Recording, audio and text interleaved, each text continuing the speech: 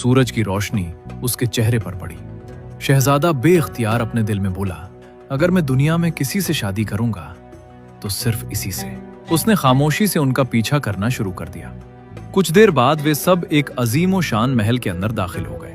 महल के दरवाजे इतने बुलंद थे कि उनके सामने हाथी भी छोटा दिखाई देता था।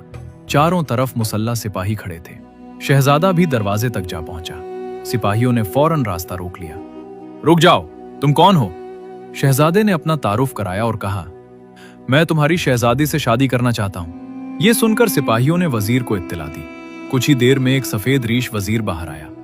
उसने बेहद अदब से कहा, शहजादे, आप जैसे बहादुर जवान का इस्तकबाल है, लेकिन हमारी शहजादी से शादी करना आसान नहीं। क्यों? वजीर ने आह भरते हुए जवाब दिया, हमारी शहजादी ने कसम खाई है कि वो सिर्फ उसी शख्स से शादी करेगी जो उसके 3 सवालों के सही जवाब देगा। शहजादा मुस्कुराया, अगर सिर्फ यही बात है तो मैं तैयार हूं। वजीर के चेहरे पर उदासी छा गई।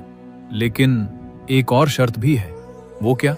अगर कोई शख्स इन सवालों का जवाब न दे सका तो उसी वक्त उसकी गर्दन कलम कर दी जाती है। शहजादा चंद लम्हे खामोश रहा, फिर हंसकर बोला, मौत तो एक दिन आनी ही है। अगर किस्मत में यही लिखा है तो मुझे कोई खौफ नहीं। वजीर ने आखिरी बार समझाया, आज तक कोई कामयाब नहीं हुआ, लेकिन मोहब्बत में गिरफ्तार इंसान नसीहत कहाँ सुनता है। शाही दरबार सजाया गया। उमरा, वुज़रा और सिपह सालार अपनी अपनी जगह बैठ गए। चंद लम्हों बाद सुनहरी पर्दा हटा और शहजादी दरबार में दाखिल हुई।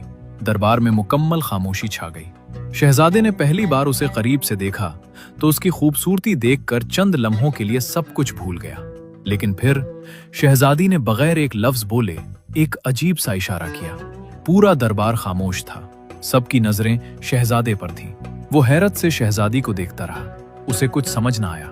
कुछ देर इंतजार के बाद वजीर ने कहा, क्या तुम्हारे पास जवाब है? शहजादे ने खामोशी से सर झुका लिया।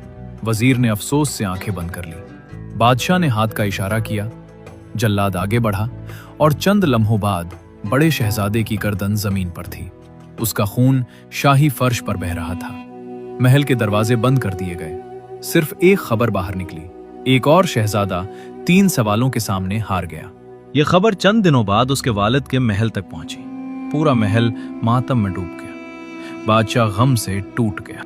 मलिका की आंखों से आंसू थमने का नाम नहीं लेते थे और महल के हर कोने में खामोशी छा गई थी। लेकिन इस गम को अभी कुछ ही दिन गुजरे थे कि दूसरे शहजादे ने तलवार संभाली और बाप के सामने आ खड़ा हुआ। अब्बा हुजूर, मैं अपने बड़े भाई को वापस तो नहीं ला सकता, लेकिन यह जरूर मालूम करूंगा कि आखिर वो कौन से सवाल थे